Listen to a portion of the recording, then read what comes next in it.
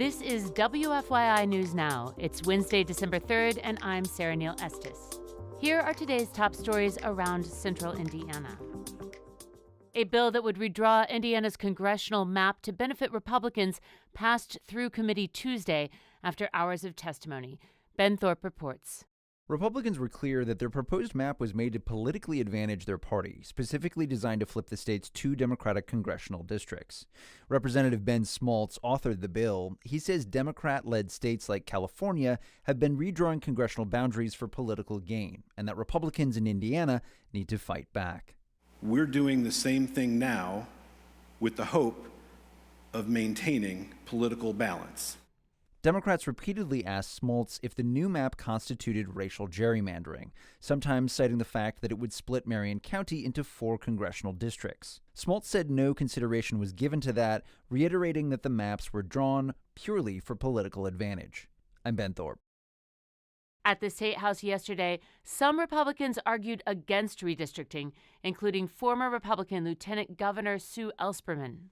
Hoosiers have a reputation for standing up to political pressure, including great leaders like Senator Richard Lugar, Congressman Lee Hamilton, and the governor I served alongside, Vice President Mike Pence.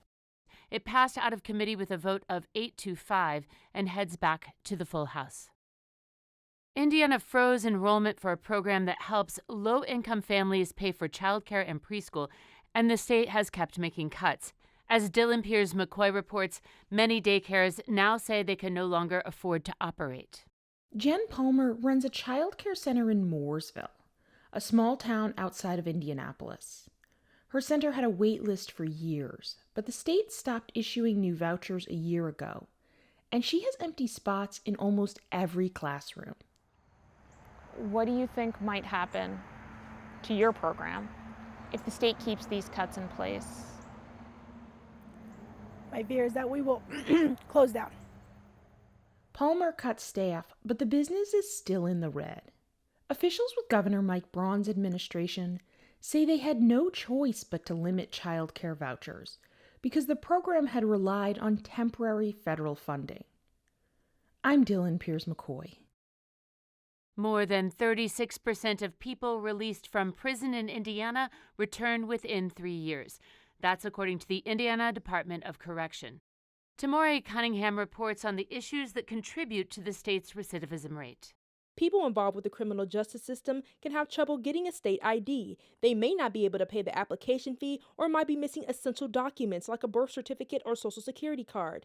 This can make finding work and housing nearly impossible, sometimes putting them back in the same situation that led to their incarceration in the first place. Nancy Levine is with the Rutgers University School of Criminal Justice. She says substance use disorders that go untreated can also impact employment.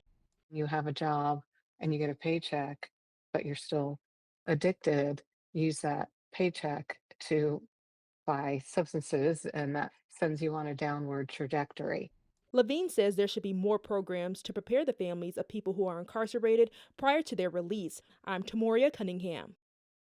Health officials in Clark County, Indiana, report drug overdose deaths so far this year are half of what they were last fall.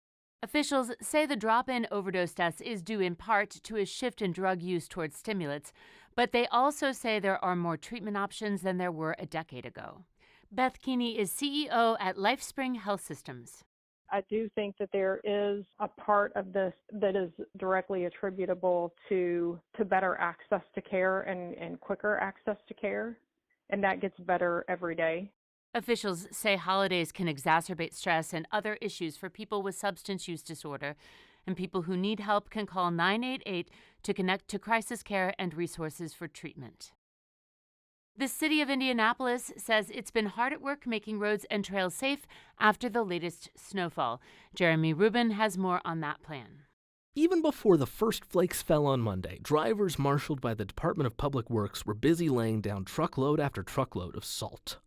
Drivers across the city have spread over 6,100 tons of salt across roadways and commuter trails since last weekend. Crews of drivers began pulling 12-hour shifts across the city starting Friday night and will continue to do so until Indy DPW gives the all-clear.